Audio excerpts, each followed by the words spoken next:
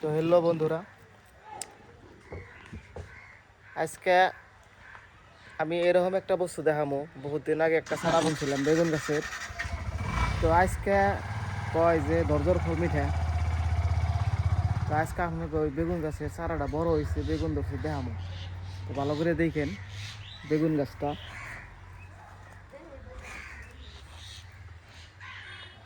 দেখেন বন্ধুরা, একটা জোফলায় কত বেগুন হয়েছে দেখছেন, কত আইছে।